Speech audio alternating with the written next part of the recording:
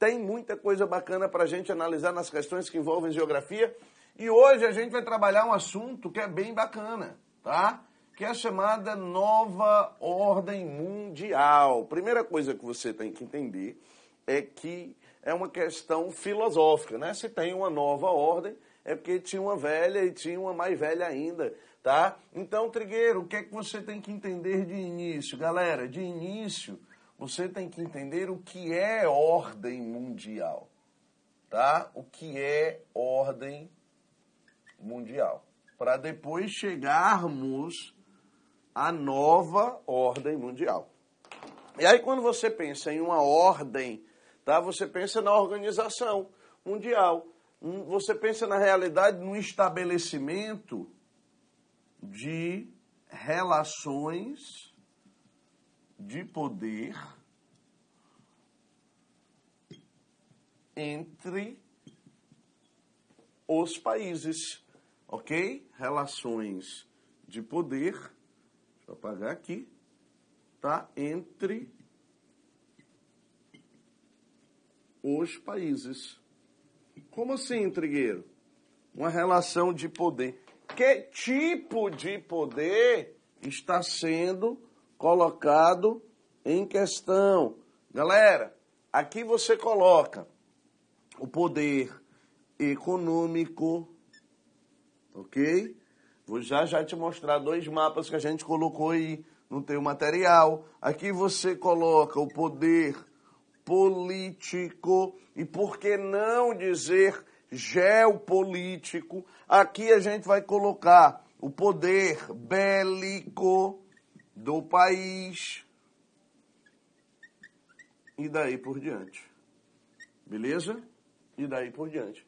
Então, Trigueiro, eu posso entender que é, na realidade, uma espécie de organização onde você tem países de primeira grandeza, países de primeira ordem, que são mais relevantes, países menos importantes e uma sequência hierárquica. Eu posso dizer que a nova ordem mundial, ela é hierárquica, ela distribui países em grupos de maior ou de menor poder? Claro que pode, deve. Tá? Se você me acompanha no seu material, você vai ver justamente o que a gente colocou aqui para você. Uma anamorfose, né, que é esse mapa que distorce as formas dos lugares, dos territórios, entre o ano de 1500 e, no caso, o ano de 2015, dos territórios mais ricos. Se você observar o ano de 1500, você vai perceber aí no mapa, ó, olha a China, olha a Índia, né, olha a importância desses territórios. Olha a Europa. Eram áreas, de fato, na época, já bastante importantes. É a análise do produto interno bruto dessa região. Se você compara com o que era a América no ano de 1500, óbvio, a América estava dando os seus primeiros passos, 1494, tinha acabado de acontecer, de fato, né, com a divisão do Tratado de Tordesilhas. Em 1492, a descoberta do território americano tinha acabado de ser iniciada também. Então, a América em nada era praticamente a mesma coisa. E se você compara com os dias atuais, sobretudo a América do Norte, olha a relevância, olha a imposição norte-americana frente ao planeta. Então, tudo isso é, de fato, para ser analisado, porque realmente é muito importante. Beleza? Então, entendam que as ordens políticas mundiais, elas foram alteradas com o passar do tempo. As ordens políticas, as ordens mundiais, elas foram alteradas. Trigueiro, hoje a gente está na chamada nova ordem mundial. Exato. Mas a gente sabe que tem uma velha ordem mundial. Tem. E essa velha ordem mundial, ela é muito cobrada nas tuas provas. Ah, é, Trigueiro? É, sim. Moçada, eu vou pegar o mundo aqui, tá? Pós-Segunda Guerra Mundial. Beleza? Pós-Segunda Guerra Mundial. Trigueiro, antes disso, eu poderia dizer que a ordem mundial que prevalecia era o quê? Você imagina o Império Egípcio. Você imagina o Império Romano. Você imagina a toda a poderosa Inglaterra de primeira Revolução Industrial para frente. Você pega o período das grandes navegações. Haviam muitos países comandando essas ordens mundiais. Em alguns momentos específicos, um país se destacava, como, por exemplo, a Inglaterra, o império que o sol nunca se punha. Isso é, de fato, muito relevante. Mas pós-Segunda Guerra Mundial, até a Segunda Guerra Mundial, a gente gosta de dizer que a ordem do mundo era multipolar, tá? Multipolar. Haviam, sim, vários polos. Pós-Segunda Guerra, Trigueiro, o que foi que aconteceu? Ela transforma-se numa ordem bipolar. Opa, professor, pera ainda. O senhor falou de ordem bipolar, eu já lembrei de uma coisa. O que foi que você lembrou, meu querido aluno? Minha querida aluna, eu lembrei da bipolarização do mundo, eu lembrei do período que se inicia pós Segunda Guerra Mundial, eu lembrei do período que a gente conhece como Guerra Fria. Ah, garoto, então você está muito bem de história e de geografia, beleza? Você sabe que a Guerra Fria é um dos assuntos mais trabalhados em aula, né? Em sala de aula. Se você fizer um breve regresso aí no seu tempo de estudo, você vai lembrar que você estudou Guerra Fria no 6º ano, no 7º ano, até o 9º, 1º ano, 2º ano, 3º ano, estudou de novo, né?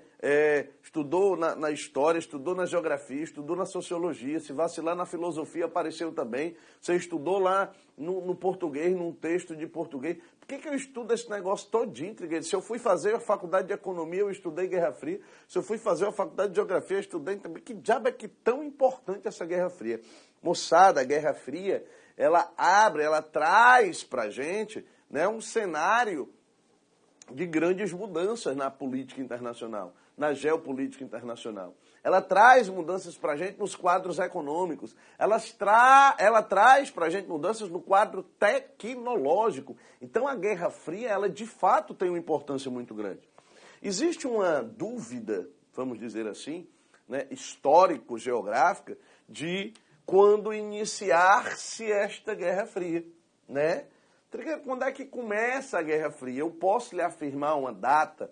Na realidade, não há um consenso sobre um momento de início da Guerra Fria, certo? Não há um momento. Muita gente fala de 1947, do discurso do Harry Truman, né? E a doutrina Truman, né? Esse inglês aí é que me mata, tá? A gente pode pensar também na construção do famoso Muro de Berlim nos anos 60, Trigueiro, aquilo ali, né, para separar a pureza do socialismo, né, dos males capitalistas. Eita, diabo, essas histórias que esse povo conta. Você pode pensar também, sei lá, enfim, tem vários episódios, crise dos mísseis, existem vários episódios da Guerra Fria. Mas eu, Trigueiro, costumo sempre dizer que por uma definição que a gente carrega do que é a Guerra Fria, tá? Eu posso te datar um marco, ou pelo menos um episódio. Quando é isso, Trigueiro? Eu gosto sempre de definir a Guerra Fria, tá? Como sendo, tá, um período de exercício de força, tá? A Guerra Fria é isso, é um exercício de força. Como é que funciona esse exercício de força, Trigueiro? De um lado eu tenho um bloco, de outro eu tenho outro, e vamos medir força aqui, vamos duelar, né? E qual seria o maior exercício de força que a gente já viu até os dias de hoje na história da humanidade? Ah, Trigueiro, peraí, ainda eu estou lembrando. O maior exercício de força que a gente já viu, sem dúvida nenhuma, foram os ataques a Hiroshima, né? Os ataques a Hiroshima, nas suas mais diversas escritas, e Nagasaki. Né? As bombas atômicas de Hiroshima e Nagasaki. E o que é aquilo, Trigueiro? O Japão praticamente rendido, a guerra encerrada, né? Ou seja, aquilo foi um exercício de poder, um exercício de força. Ah, rapaz, então pronto, acabou a guerra, acabou. Pois agora eu vou mostrar o que é que eu tenho para o mundo aqui, né? E quem primeiro desenvolvesse a tecnologia nuclear, com certeza, iria comandar a geopolítica internacional. E é tanto que se a gente parar para fazer uma análise dos países que desenvolveram tecnologia nuclear, esses países têm uma importância muito grande no cenário internacional. Estados Unidos, na época União Soviética, China, Índia, Paquistão, nós temos ainda a Grã-Bretanha. 6 países que conseguem desenvolver isso. Mas uma lembrança, né? A gente vai ter Estados Unidos, União Soviética, China, França, Grã-Bretanha. Ainda temos Paquistão e a Índia, perdão, 7 países. No caso, esses 5 primeiros que eu coloquei são 5 membros de quê? Do Conselho de Segurança Permanente da Organização das Nações Unidas. Ou seja, olha a importância desse país. Esses 2 países, rapaz, esse pincel está vivo. Esses 2 países, Trigueiro, que você colocou, tá? Paquistão e Índia. Por que tem armamentos atômicos? Por uma disputa regional, que é a questão da Caxemira. Mas, no caso, esses países que a gente citou são os 5 membros do Conselho de Segurança da Organização das Nações Unidas. Portanto, a Guerra Fria é justamente isso. Trigueiro, e durante essa Guerra Fria, a gente escuta muito falar da chamada bipolarização, com certeza. E o que é essa bipolarização, Trigueiro? Se não a divisão do mundo em 2 polos de poder. O polo estadunidense e o polo, à época, soviético. O polo que a gente chama de capitalista, correto? E o bloco que a gente vai chamar de socialista. Trigueiro, eu posso chamar também esse bloco aqui de bloco ocidental, sem dúvida nenhuma, e o bloco oriental. Ah, professor, lembrou agora, falou de bloco oriental, de bloco ocidental, você vai ter que lembrar de quem? Da nossa querida Alemanha Ocidental e da Alemanha Oriental, beleza? E óbvio, quem dividia de fato esta Alemanha era o famoso Muro de Berlim.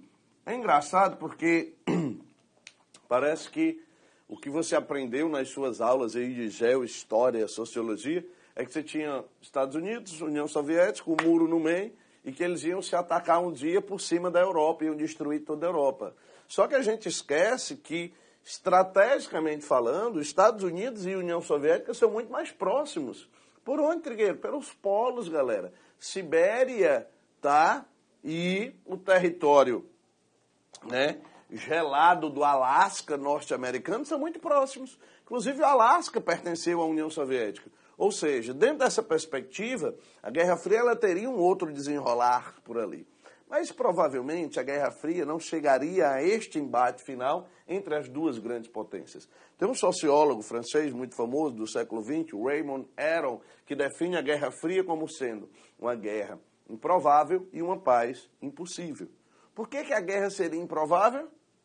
Porque os 2 iriam se destruir, de fato, por ser, tá, um exercício de poder. O poderio bélico americano, o poderio bélico soviético juntos, dá para a gente destruir aí umas 30 vezes o planeta Terra. Né? O importante é que a gente só tem uma Terra. Isso é muito relevante. Tá? Da mesma forma, esse conflito, essa paz, ela seria impossível porque os modelos são antagônicos. O modelo capitalista, o modelo socialista, eles são rivais, eles são antagônicos. Então a gente não tem como prever se existiria ou não essa guerra entre as 2 potências, ainda bem que até hoje não. Porém, nada é impossível depois de Trump. Beleza? Moçada, e quando a gente pensa nisso, é importante lembrar o seguinte: essa disputa de poder, esse equilíbrio, vamos dizer assim, de poder, se deu sobretudo pela questão bélica, mas óbvio pela questão econômica e pela chamada corrida aeroespacial, desenvolvimento tecnológico, tudo isso. Você lembra de cachorra Laika chegando ao espaço, você lembra do Sputnik, Primeira espaçonave que chega, né, fora da órbita terrestre, né, comandada, capitaneada pelo cosmonauta soviético Yuri Gagarin. Você lembra do projeto Apollo, a chegada do homem à Lua, Neil Armstrong dando aquele pequeno passo para o homem, mas um grande passo para a humanidade. Ou seja, a gente lembra de toda essa disputa. Mas a gente não pode deixar de lembrar de conflitos regionais que foram muito importantes durante a Guerra Fria. Trigueiro, que conflitos a gente poderia citar que foram importantes e que tiveram apoio das duas potências?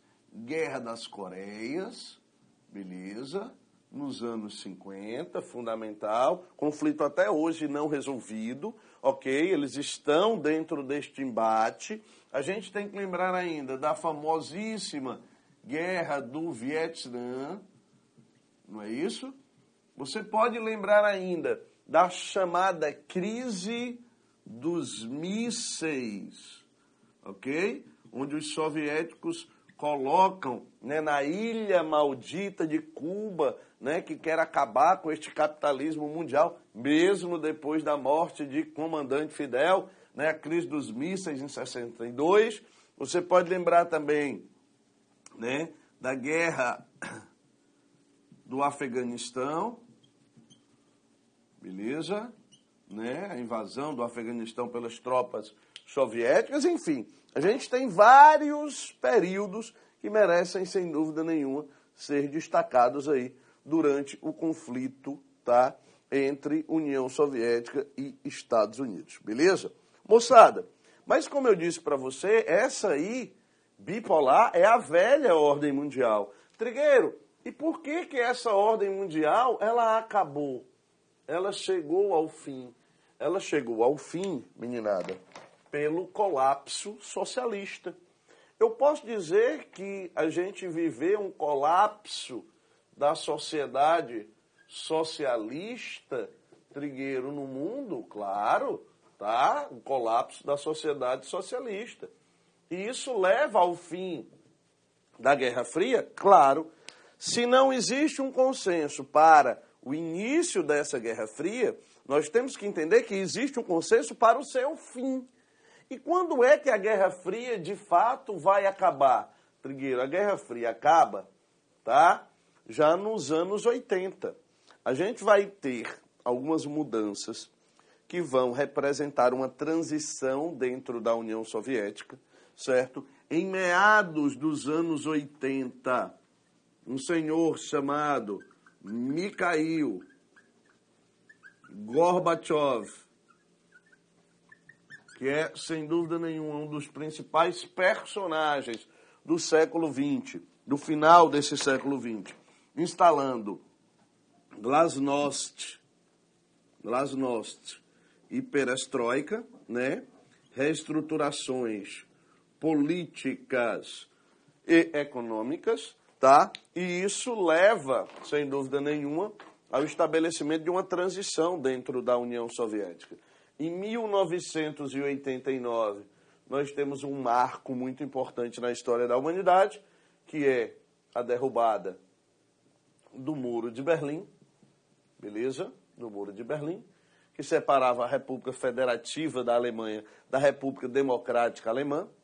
1991, o fim, ou se você preferir, a fragmentação da União das Repúblicas Socialistas Soviéticas. E aí a formação da Comunidade dos Estados Independentes, a CEI, né, logo em seguida.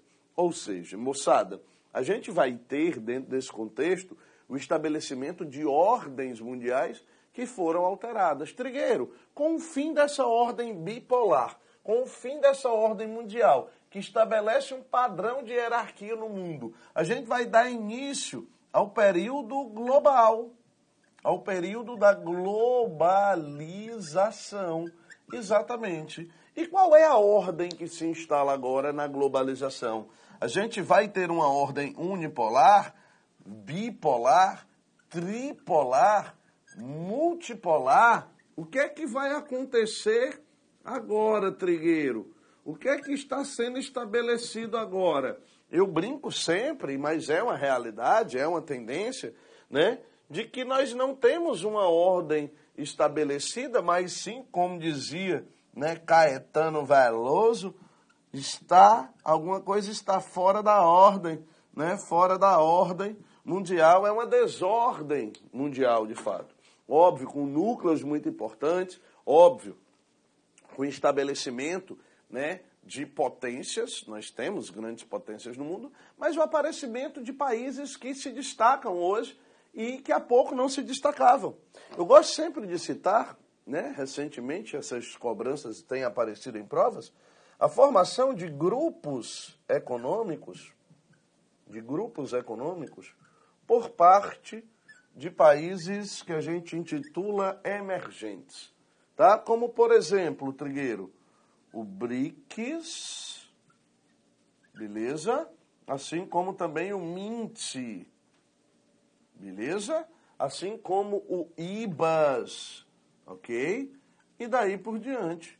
Trigueiro, que grupos são esses? São grupos que mostram que países que não tinham uma representatividade política, econômica, bélica tão acentuada, agora despontam como países muito relevantes. Trigueiro, aqui o Brasil, a Rússia, a Índia, a China, a África do Sul, né? Países que inclusive criaram um banco de desenvolvimento para os emergentes, o novo Banco de Desenvolvimento, o NBD, ok? Aqui, o que muitos autores estão chamando de os novos BRICS, México, Indonésia, Nigéria e Turquia. E aqui há alguns acordos também relevantes com Índia, Brasil e África do Sul. Então, esses novos blocos, esses novos grupos, eles dão uma cara diferente para o que a gente vai chamar aqui de nova ordem mundial. Trigueiro, essa nova ordem, ou essa novíssima ordem mundial, ela ganha novos arranjos, não ganha? Ganha. Ganha, sem dúvida nenhuma, novos arranjos. Esses novos arranjos, eles podem redefinir lá na frente uma nova ordem mundial, que eu vou chamar de, sei lá, nova ordem mundial. Pode, óbvio, tá? Com um papel muito importante para a China, um papel que vem ganhando destaque recentemente da Rússia, né? Sobretudo depois do senhor Vladimir Putin, tá? E a importância, os novos conflitos aparecendo, com a emergência de grupos terroristas, de organizações globais, como é o caso, por exemplo, do famoso grupo Al-Qaeda e mais recentemente do Estado Islâmico, que a gente vai falar mais à frente ainda para você, mas sem dúvida nenhuma, as grandes potências ainda metidas, envolvidas em conflitos, né? A gente lembra há pouquíssimo tempo da Rússia disputando alguns territórios com a Ucrânia, a gente observa o papel dos Estados Unidos na Síria, ainda no Iraque, ainda no Afeganistão. Então, tudo isso nos leva a reorganizações globais, tá, dessa nova ordem mundial. Vamos resolver aqui com você algumas questões para que a gente possa, né, abarcar aí todo o nosso conteúdo. Bora lá? Moçada, olha aqui a primeira questão, tá? A gente tem uma charge, né, onde você tem dois personagens correndo atrás do mundo de fato, né? O senhor Harry Truman, presidente dos Estados Unidos, e o senhor Joseph Stalin, presidente da União das Repúblicas Socialistas Soviéticas. E aí ele diz o seguinte: a charge mostra Harry Truman e Joseph Stalin jogando futebol com uma bola que representa o planeta Terra. Trata-se de uma representação da chamada Guerra Fria, que pode ser definida como, olha aí o que é a definição de Guerra Fria. O item A diz, uma política de paz armada, desenvolvida pelas grandes potências no fim do século XIX, ao qual resultaram tratados de aliança com a Tríplice Entente, Tríplice Aliança, e que levou à Primeira Guerra Mundial, galera, Guerra Fria, pós-Segunda Guerra Mundial, período bipolar. O item A está errado. O item B diz que é um estado de tensão permanente entre o bloco capitalista, liderado pelos Estados Unidos, e o bloco socialista, liderado pela União Soviética, resultante da disputa entre essas duas potências por uma posição hegemônica no contexto internacional no período posterior à Segunda Guerra Mundial. Trigueiro, esse item B eu acho que já está correto. Vamos ver o item C? Tensão militar ocorrida entre Inglaterra e Alemanha. Galera, os principais participantes da Guerra Fria Estados Unidos e União Soviética, deixa essas duas outras potências, Inglaterra e Alemanha, fora disso. O item D, estratégia desenvolvida pelos Estados Unidos, objetivando conter a expansão imperialista da União Soviética, nação que emergiu da Segunda Guerra Mundial. Galera, tá errado. A União Soviética foi criada no ano de 1922, tá? Resultado da Revolução Soviética de 1917, a Revolução Bolchevique, a mãe de todas as revoluções. E o item é choque ocorrido entre as potências industrializadas europeias entre o final do século XIX e início do século XX. Também não está correto, não. De fato, o item correto é o item B. Beleza? Segunda questão. Em 9 de novembro é derrubado o muro de Berlim. O governo da Alemanha Oriental não tinha condições de mantê-lo, a menos que partisse para uma repressão sangrenta. Em apenas 3 dias, pelo menos 2 milhões de alemães orientais passaram para Berlim Ocidental e foram conhecer os prazeres capitalistas. Já do lado ocidental, os alemães orientais formavam filas enormes diante das discotecas e de lojas pornôs. Embora não tivesse dinheiro suficiente para comprar, as pessoas olhavam tudo como se fosse um grande parque de diversões, né? Sempre é um parque de diversões. Meninada, e aí você tem o seguinte, a partir do texto, você viu a imagem, a moçada derrubando o muro de Berlim, né? A partir do texto, pode-se afirmar que o muro de Berlim, que a queda do muro de Berlim em 1989 indica a falência do modelo socialista soviético em atender às demandas da população quanto à liberdade individual e ao consumo de bens e serviços. O item A já está corretíssimo. Beleza? E olha aí o item C, o item 3, perdão, a questão 3. Leia o trecho abaixo. Os 45 anos que vão do lançamento das bombas atômicas até o fim da União Soviética não formam um período homogêneo, único na história do mundo. Apesar disso, a história desse período foi reunida sobre um padrão único pela situação internacional peculiar que dominou até a queda da União Soviética, constante confronto das superpotências que emergiram da Segunda Guerra Mundial na chamada Guerra Fria. Sobre o exposto pelo historiador Eric J. Hobsbawm, é correto afirmar, grande Hobsbawm, tá, que a União Soviética, citada pelo historiador, foi um dos polos do mundo bipolarizado e o seu adversário no campo político e ideológico no período foram os Estados Unidos da América. O item A também é o item correto dessa questão. Beleza? Meninada, um forte abraço e até o churrasco da sua nomeação.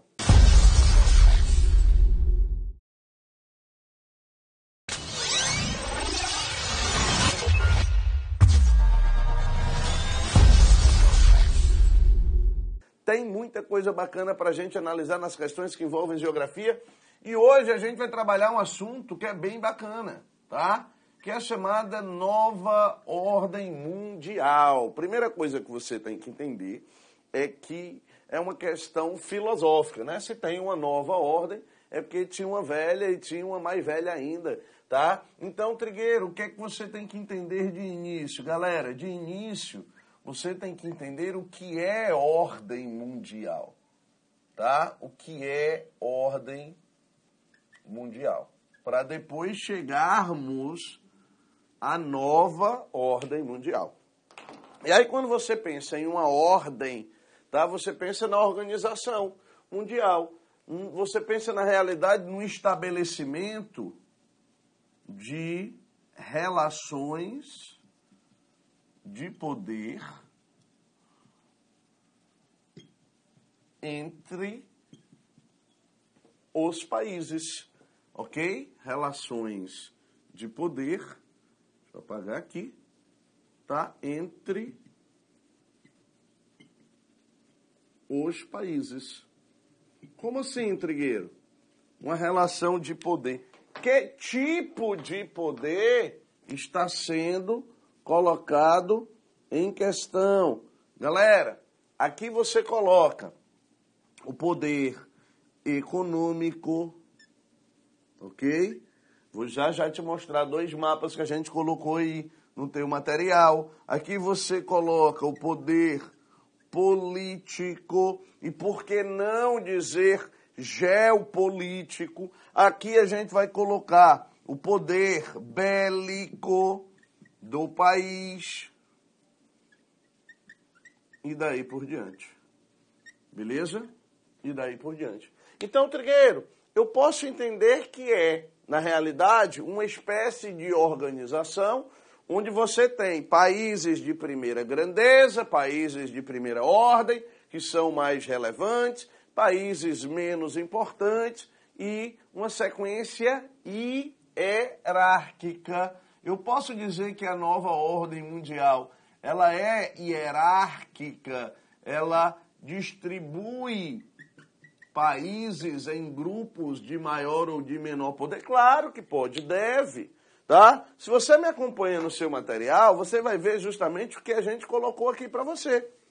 Uma anamorfose, né, que é esse mapa que distorce as formas dos lugares, dos territórios, entre o ano de 1500 e, no caso, o ano de 2015, dos territórios mais ricos. Se você observar o ano de 1500, você vai perceber aí no mapa, ó, olha a China, olha a Índia, né? Olha a importância desses territórios, olha a Europa. Eram áreas, de fato, na época, já bastante importantes. É a análise do produto interno bruto dessa região. Se você compara com o que era a América no ano de 1500, óbvio, a América estava dando os seus primeiros passos, 1494, tinha acabado de acontecer, de fato, né, com a divisão do Tratado de Tordesilhas. Em 1492, a descoberta do território americano tinha acabado de ser iniciada também. Então, a América em nada era praticamente a mesma coisa. E se você compara com os dias atuais, sobretudo a América do Norte, olha a relevância, olha a imposição norte-americana frente ao planeta. Então, tudo isso é, de fato, para ser analisado, porque realmente é muito importante. Beleza? Então, entendam que as ordens políticas mundiais, elas foram alteradas com o passar do tempo. As ordens políticas, as ordens mundiais, elas foram alteradas. Trigueiro, hoje a gente está na chamada nova ordem mundial. Exato. Mas a gente sabe que tem uma velha ordem mundial. Tem. E essa velha ordem mundial, ela é muito cobrada nas tuas provas. Ah, é, Trigueiro? É, sim. Moçada, eu vou pegar o mundo aqui, tá? Pós Segunda Guerra Mundial. Beleza? Pós Segunda Guerra Mundial. Trigueiro, antes disso, eu poderia dizer que a ordem mundial que prevalecia era o quê? Você imagina o Império Egípcio, você imagina o Império Romano, você imagina a toda poderosa Inglaterra de primeira Revolução Industrial para frente, você pega o período das grandes navegações, haviam muitos países comandando essas ordens mundiais. Em alguns momentos específicos, um país se destacava, como, por exemplo, a Inglaterra, o império que o sol nunca se punha. Isso é, de fato, muito relevante. Mas pós-Segunda Guerra Mundial, até a Segunda Guerra Mundial, a gente gosta de dizer que a ordem do mundo era multipolar. Tá? Multipolar. Haviam, sim, vários polos. Pós-Segunda Guerra, Trigueiro, o que foi que aconteceu? Ela transforma-se numa ordem bipolar. Opa, professor, pera ainda. O senhor falou de ordem bipolar, eu já lembrei de uma coisa. O que foi que você lembrou, meu querido aluno? Minha querida aluna, eu lembrei da bipolarização do mundo, eu lembrei do período que se inicia após Segunda Guerra Mundial, eu lembrei do período que a gente conhece como Guerra Fria. Ah, garoto, então você está muito bem de história e de geografia. Beleza? Você sabe que a Guerra Fria é um dos assuntos mais trabalhados em aula, né? Em sala de aula. Se você fizer um breve regresso aí no seu tempo de estudo, você vai lembrar que você estudou Guerra Fria no 6º ano, no 7º ano, até o 9º, primeiro ano, segundo ano, terceiro ano, estudou de novo. né? Estudou na história, estudou na geografia, estudou na sociologia, se vacilar na filosofia apareceu também. Você estudou lá no português, num texto de português. Por que eu estudo esse negócio todinho, Trigueiro? Se eu fui fazer a faculdade de economia, eu estudei Guerra Fria. Se eu fui fazer a faculdade de geografia, eu estudei também. Que diabo é que tão importante essa Guerra Fria? Moçada, a Guerra Fria, ela abre, ela traz pra gente, né, um cenário de grandes mudanças na política internacional, na geopolítica internacional. Ela traz mudanças para a gente nos quadros econômicos. Ela traz para a gente mudanças no quadro tecnológico. Então, a Guerra Fria, ela de fato tem uma importância muito grande. Existe uma dúvida, vamos dizer assim, né, histórico-geográfica, de quando iniciar-se esta Guerra Fria, né? Quando é que começa a Guerra Fria? Eu posso lhe afirmar uma data. Na realidade, não há um consenso sobre um momento de início da Guerra Fria, certo? Não há um momento. Muita gente fala de 1947, do discurso do Harry Truman, né? E a doutrina Truman, né? Esse inglês é que me mata, tá? A gente pode pensar também na construção do famoso Muro de Berlim nos anos 60, Trigueiro, aquilo ali, né, para separar a pureza do socialismo, né, dos males capitalistas. Eita diabo, essas histórias que esse povo conta. Você pode pensar também, sei lá, enfim, tem vários episódios de crise dos mísseis, existem vários episódios da Guerra Fria. Mas eu, Trigueiro, costumo sempre dizer que por uma definição que a gente carrega do que é a Guerra Fria, tá? Eu posso te datar um marco, ou pelo menos um episódio. Quando é isso, Trigueiro? Eu gosto sempre de definir a Guerra Fria, tá? Como sendo, tá, um período de exercício de força, tá? A Guerra Fria é isso, é um exercício de força. Como é que funciona esse exercício de força, Trigueiro? De um lado eu tenho um bloco, de outro eu tenho outro, e vamos medir força aqui, vamos duelar, né? E qual seria o maior exercício de força que a gente já viu até os dias de hoje na história da humanidade? Ah, Trigueiro, peraí, ainda eu estou lembrando. O maior exercício de força que a gente já viu, sem dúvida nenhuma, foram os ataques a Hiroshima, né? Os ataques a Hiroshima, nas suas mais diversas escritas, e Nagasaki. Né? As bombas atômicas de Hiroshima e Nagasaki. E o que é aquilo, Trigueiro? O Japão praticamente rendido, a guerra encerrada, né? Ou seja, aquilo foi um exercício de poder, um exercício de força. Ah, rapaz, então pronto, acabou a guerra, acabou. Pois agora eu vou mostrar o que é que eu tenho para o mundo aqui, né? E quem primeiro desenvolvesse a tecnologia nuclear, com certeza, iria comandar a geopolítica internacional. E é tanto que se a gente parar para fazer uma análise dos países que desenvolveram tecnologia nuclear, esses países têm uma importância muito grande no cenário internacional. Estados Unidos, na época União Soviética, China, Índia, Paquistão, nós temos ainda a Grã-Bretanha. 6 países que conseguem desenvolver isso. Mas uma lembrança, né? A gente vai ter Estados Unidos, União Soviética, China, França, Grã-Bretanha. Ainda temos Paquistão e a Índia, perdão, 7 países. No caso, esses 5 primeiros que eu coloquei são 5 membros de quê? Do Conselho de Segurança Permanente da Organização das Nações Unidas. Ou seja, olha a importância desse país. Esses 2 países, rapaz, esse pincel está vivo. Esses 2 países, Trigueiro, que você colocou, tá? Paquistão e Índia. Por que tem armamentos atômicos? Por uma disputa regional, que é a questão da Caxemira. Mas, no caso, esses países que a gente citou são os 5 membros do Conselho de Segurança da Organização das Nações Unidas. Portanto, a Guerra Fria é justamente isso. Trigueiro, e durante essa Guerra Fria, a gente escuta muito falar da chamada bipolarização, Com certeza. E o que é essa bipolarização, Trigueiro? Se não a divisão do mundo em dois polos de poder. O polo estadunidense e o polo, à época, soviético. O polo que a gente chama de capitalista, correto? E o bloco que a gente vai chamar de socialista. Trigueiro, eu posso chamar também esse bloco aqui de bloco ocidental, sem dúvida nenhuma, e o bloco oriental. Ah, professor, lembrou agora, falou de bloco oriental, de bloco ocidental, você vai ter que lembrar de quem? Da nossa querida Alemanha Ocidental e da Alemanha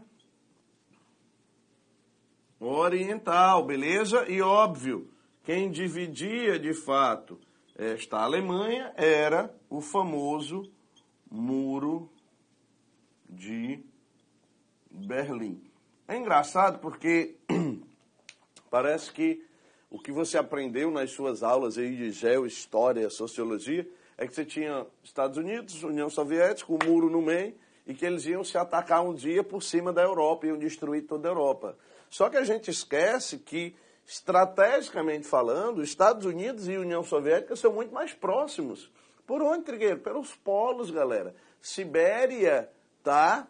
E o território, né, gelado do Alasca norte-americano são muito próximos. Inclusive, o Alasca pertenceu à União Soviética. Ou seja, dentro dessa perspectiva, a Guerra Fria ela teria um outro desenrolar por ali.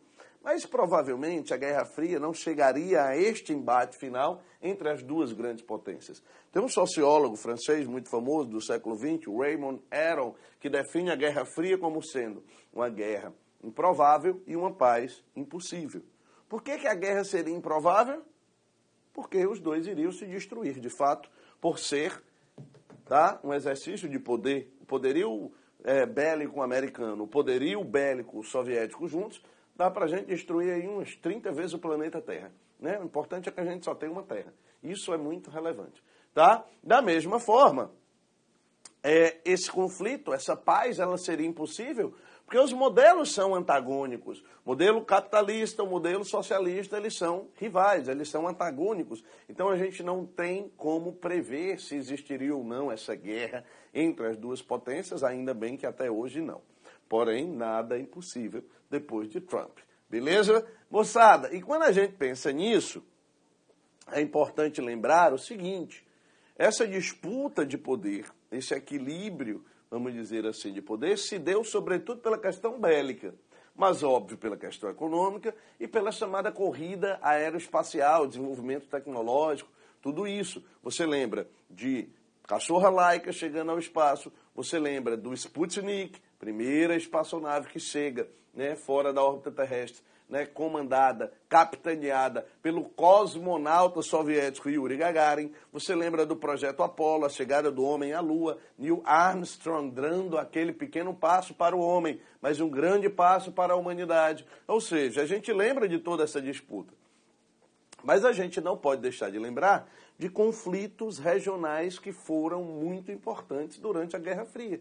Trigueiro, que conflitos a gente poderia citar que foram importantes e que tiveram apoio das duas potências?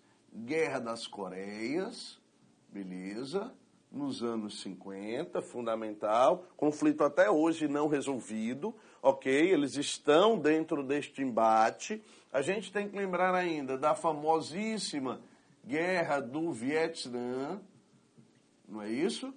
Você pode lembrar ainda da chamada crise dos mísseis, ok? Onde os soviéticos colocam, né, na ilha maldita de Cuba, né, que quer acabar com este capitalismo mundial, mesmo depois da morte de comandante Fidel, né, a crise dos mísseis em 62. Você pode lembrar também, né, da guerra do Afeganistão, beleza? Né, a invasão do Afeganistão pelas tropas soviéticas, enfim. A gente tem vários períodos que merecem, sem dúvida nenhuma, ser destacados aí durante o conflito, tá, entre União Soviética e Estados Unidos, beleza? Moçada, mas como eu disse para você, essa aí, bipolar, é a velha ordem mundial. Trigueiro, e por que que essa ordem mundial, ela acabou? Ela chegou ao fim. Ela chegou ao fim, meninada, pelo colapso socialista. Eu posso dizer que a gente viveu um colapso da sociedade socialista, Trigueiro, no mundo? Claro, tá? O colapso da sociedade socialista. E isso leva ao fim da Guerra Fria? Claro. Se não existe um consenso para o início dessa Guerra Fria, nós temos que entender que existe um consenso para o seu fim. E quando é que a Guerra Fria, de fato, vai acabar? Trigueiro, a Guerra Fria acaba, tá? Já nos anos 80. A gente vai ter algumas mudanças que vão representar uma transição dentro da União Soviética, certo? Em meados dos anos 80, um senhor chamado Mikhail Gorbachev, que é, sem dúvida nenhuma, um dos principais personagens do século XX, do final desse século XX, instalando glasnost e perestroika, né? Reestruturações políticas e econômicas, tá? E isso leva, sem dúvida nenhuma, ao estabelecimento de uma transição dentro da União Soviética. Em 1989, nós temos um marco muito importante na história da humanidade, que é a derrubada do Muro de Berlim, beleza? Do Muro de Berlim, que separava a República Federativa da Alemanha da República Democrática Alemã.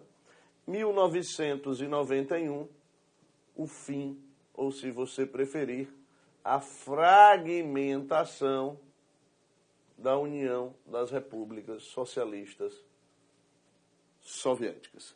E aí a formação da Comunidade dos Estados Independentes, a CEI, né, logo em seguida.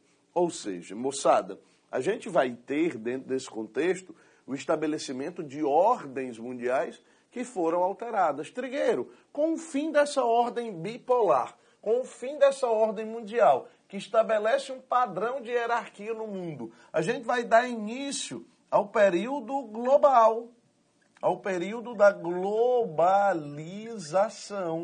Exatamente. E qual é a ordem que se instala agora na globalização?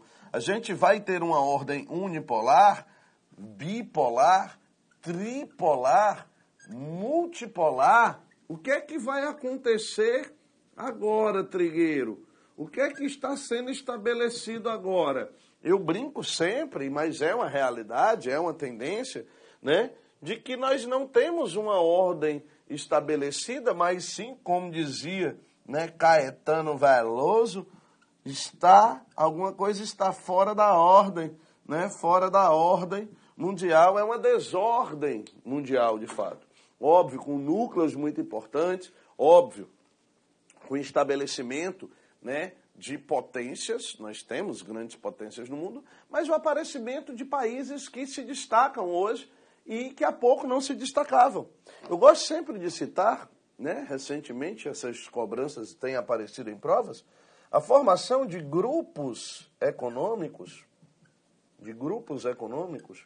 por parte de países que a gente intitula emergentes, tá? Como, por exemplo, Trigueiro, o BRICS, beleza? Assim como também o MINT, beleza? Assim como o IBAS, ok? E daí por diante. Trigueiro, que grupos são esses? São grupos que mostram que países que não tinham uma representatividade política, econômica, bélica tão acentuada, agora despontam como países muito relevantes. Trigueiro, aqui o Brasil, a Rússia, a Índia, a China, a África do Sul, né? Países que inclusive criaram um banco de desenvolvimento para os emergentes, o novo Banco de Desenvolvimento, o NBD, ok? Aqui, o que muitos autores estão chamando de os novos BRICS, México, Indonésia, Nigéria e Turquia. E aqui há alguns acordos também relevantes com Índia, Brasil e África do Sul. Então, esses novos blocos, esses novos grupos, eles dão uma cara diferente para o que a gente vai chamar aqui de nova ordem mundial. Trigueiro, essa nova ordem, ou essa novíssima ordem mundial, ela ganha novos arranjos, não ganha? Ganha. Ganha, sem dúvida nenhuma, novos arranjos. Esses novos arranjos, eles podem redefinir lá na frente uma nova ordem mundial, que eu vou chamar de, sei lá, nova ordem mundial. Pode, óbvio, tá? Com um papel muito importante para a China, um papel que vem ganhando destaque recentemente da Rússia, né? Sobretudo depois do senhor Vladimir Putin, tá? E a importância, os novos conflitos aparecendo, com a emergência de grupos terroristas, de organizações globais, como é o caso, por exemplo, do famoso grupo Al-Qaeda e mais recentemente do Estado Islâmico, que a gente vai falar mais à frente ainda para você, mas sem dúvida nenhuma, as grandes potências ainda metidas, envolvidas em conflitos, né? A gente lembra há pouquíssimo tempo da Rússia disputando alguns territórios com a Ucrânia, a gente observa o papel dos Estados Unidos na Síria, ainda no Iraque, ainda no Afeganistão. Então, tudo isso nos leva a reorganizações globais, tá, dessa nova ordem mundial. Vamos resolver aqui com você algumas questões para que a gente possa, né, abarcar aí todo o nosso conteúdo. Bora lá? Moçada, olha aqui a primeira questão, tá? A gente tem uma charge, né, onde você tem dois personagens correndo atrás do mundo de fato, né? O senhor Harry Truman, presidente dos Estados Unidos, e o senhor Joseph Stalin, presidente da União das Repúblicas Socialistas Soviéticas. E aí ele diz o seguinte: a charge mostra Harry Truman e Joseph Stalin jogando futebol com uma bola que representa o planeta Terra. Trata-se de uma representação da chamada Guerra Fria, que pode ser definida como, olha aí o que é a definição de Guerra Fria. O item A diz: uma política de paz armada, desenvolvida pelas grandes potências no fim do século XIX, ao qual resultaram tratados de aliança com a Tríplice Entente, Tríplice Aliança, e que levou à Primeira Guerra Mundial. Galera, Guerra Fria, pós-Segunda Guerra Mundial, período bipolar. O item A está errado. O item B diz que é um estado de tensão permanente entre o bloco capitalista, liderado pelos Estados Unidos, e o bloco socialista, liderado pela União Soviética, resultante da disputa entre essas duas potências por uma posição hegemônica no contexto internacional, no período posterior à Segunda Guerra Mundial. Trigueiro, esse item B eu acho que já está correto. Vamos ver o item C? Tensão militar ocorrida entre Inglaterra e Alemanha. Galera, os principais participantes da Guerra Fria, Estados Unidos e União Soviética, deixa essas duas outras potências, Inglaterra e Alemanha, fora disso. O item D, estratégia desenvolvida pelos Estados Unidos, objetivando conter a expansão imperialista da União Soviética, nação que emergiu da Segunda Guerra Mundial. Galera, tá errado. A União Soviética foi criada no ano de 1922, tá? Resultado da Revolução Soviética de 1917, a Revolução Bolchevique, a mãe de todas as revoluções. E o item é choque ocorrido entre as potências industrializadas europeias entre o final do século XIX e início do século XX. Também não está correto, não. De fato, o item correto é o item B. Beleza? Segunda questão. Em 9 de novembro é derrubado o muro de Berlim. O governo da Alemanha Oriental não tinha condições de mantê-lo, a menos que partisse para uma repressão sangrenta. Em apenas 3 dias, pelo menos 2 milhões de alemães orientais passaram para Berlim Ocidental, foram conhecer os prazeres capitalistas. Já do lado ocidental, os alemães orientais formavam filas enormes diante das discotecas e de lojas pornôs. Embora não tivesse dinheiro suficiente para comprar, as pessoas olhavam tudo como se fosse um grande parque de diversões, né? Sempre é um parque de diversões. Meninada, e aí você tem o seguinte: a partir do texto, você viu a imagem, a moçada derrubando o muro de Berlim, né? a partir do texto, pode-se afirmar que o Muro de Berlim, que a queda do Muro de Berlim em 1989 indica a falência do modelo socialista soviético em atender às demandas da população quanto à liberdade individual e ao consumo de bens e serviços. O item A já está corretíssimo. Beleza? E olha aí o item C, o item 3, perdão, a questão 3. Leia o trecho abaixo. Os 45 anos que vão do lançamento das bombas atômicas até o fim da União Soviética não formam um período homogêneo, único na história do mundo. Apesar disso, a história desse período foi reunida sobre um padrão único pela situação internacional peculiar que dominou até a queda da União Soviética, constante confronto das superpotências que emergiram da Segunda Guerra Mundial na chamada Guerra Fria. Sobre o exposto pelo historiador Eric J. Hobsbawm, é correto afirmar, grande Hobsbawm, tá, que a União Soviética, citada pelo historiador, foi um dos polos do mundo bipolarizado e o seu adversário no campo político e ideológico no período foram os Estados Unidos da América. O item A também é o item correto dessa questão. Beleza? Meninada, um forte abraço e até o churrasco da sua nomeação.